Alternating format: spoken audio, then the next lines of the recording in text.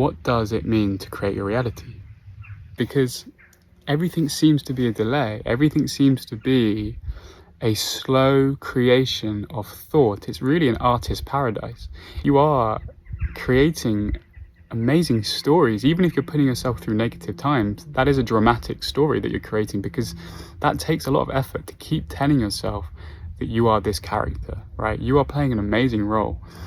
But I'm not interested in just playing the most amazing roles. It's more the mastery of having so much weight behind your decisions that what you call in for yourself is like that. And you also have the surrender and the humility to know it's going to show up in a different way, but the guiltless nature of choosing it for yourself is such a different to just surrendering and hoping. Hope is something that doesn't really make sense in this era. Faith doesn't really make sense in this era. I go as far as saying trust. What's trust? Trust, I understand when we're in the dark ages, and you have to trust something. If you're going to trust anything, you're just trusting yourself, but there's a knowing in yourself. When you take a step on the ground, do you trust the ground's going to be there? I'd say it's more of a knowing. Do you trust that the sky will be above you in the morning? Can you see why it's interesting to look back and when people are like, I trust that I'm going to get this? Yes, it is a trust to start with, but that's an immature in its foundation in maturity of mastery, where you start to mature to just know. And when you know, there's stability. And it's not a safety in form, it's a safety in knowing. Whatever the forms are, they're going to be serving the energy that comes here. Let energy serve you. Don't chase money, don't chase relationships. Chasing is a reflection of self-doubt. That you can't command energies like this.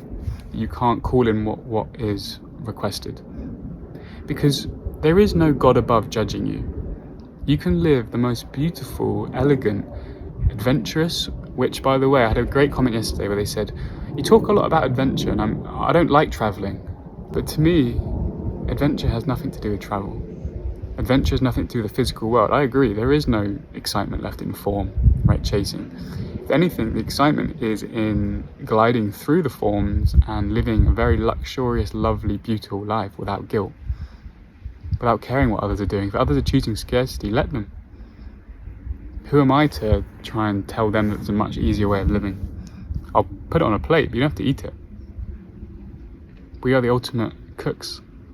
We chef up the most beautiful teachings. If someone doesn't want to eat it and they'd rather eat their gloop of porridge, that's fine.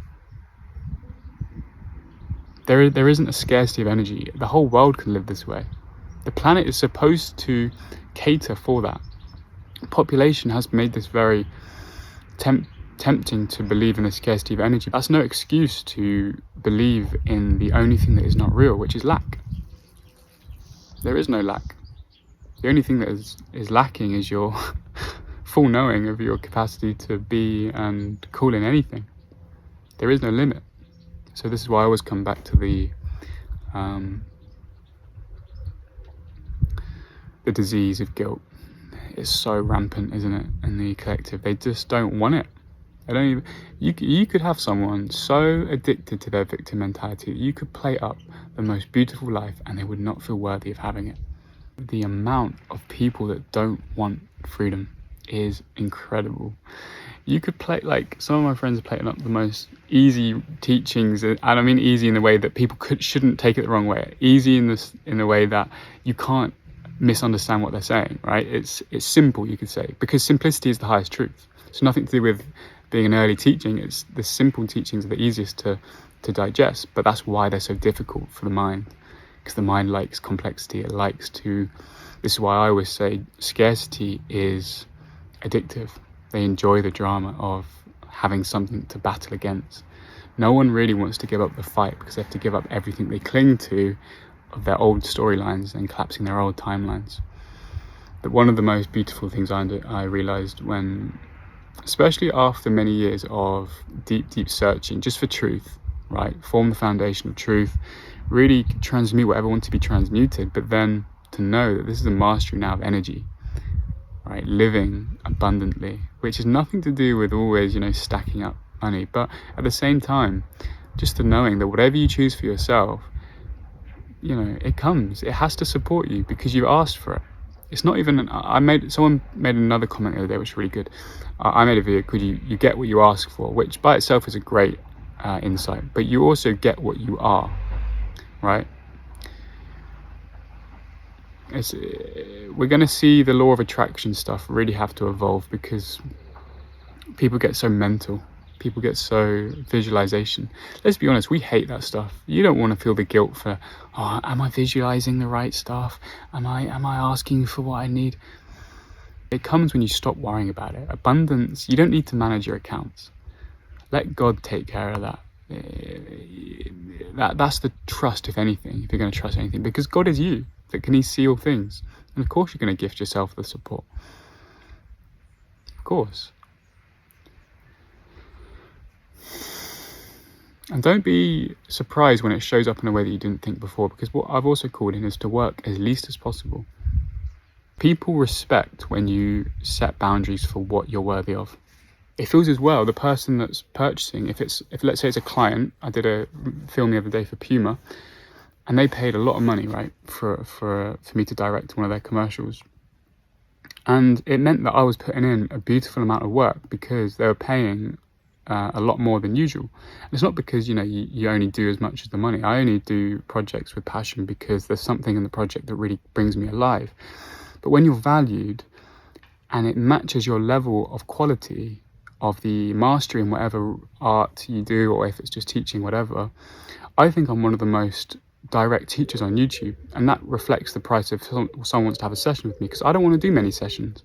I want to put as much energy and hold as much vibrant space for whoever comes in and steps into my field without having to do like 5 sessions a day. I do like 1 a week. It gives me so much energy freed up for this person, right? And some people do containers, where it means in between that as well, we are almost working side by side in just shedding everything that they're not. And it's a beautiful way of bringing someone into their trust as well, because if someone's paying you a small amount, that doesn't take much knowing of trust into committing to the path. If they have to invest a set amount of money, that's a symbol of a reflection of knowing that what they're calling in. Another great thing to learn is to say no to that which is not feeling true. Get very sensitive with the energies, get very sensitive with this understanding. If you say yes to things that don't serve you, that's suddenly what you value yourself as. That's what you're secretly asking for, and that's what you get again and again and again. So people stay in the same loop asking for more, but they're not really asking for more because they're saying yes to that which is no longer their quality. But this is an interesting topic because we tend to think of money. We talk about money a lot, and I really despise the current financial system, but you have to play the game to release yourself from the game. Do you see?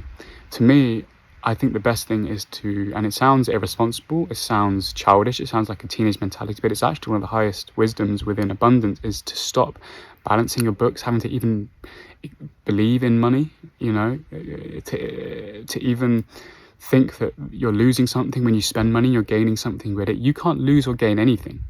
That's all an illusion. And I know it sounds like, well, how am I going to pay the bills? Trust it. Trust the quantum way of knowing that you don't own anything. Money is a complete illusion. And one day, I think society, when I look at it, it'll go down 2 ways. I've become so policed that everyone will have their money in some kind of like strange governmental thing. Or the timeline that I'm on, it'll be a completely different paradigm where money and wealth is not transactional. We live in synchronicity where everything is provided for you. Whatever you ask for is provided, because there's so much abundance on this earth. So much we can use in terms of AI and robotics that just do all the jobs that you need, create whatever you need. The materials are here. I mean, I'm getting to the point where I'm thinking, instead of having a robot do something, when manifestation is instant, just we're using the collapsing of consciousness and energy to just have instant manifestations. Everything becomes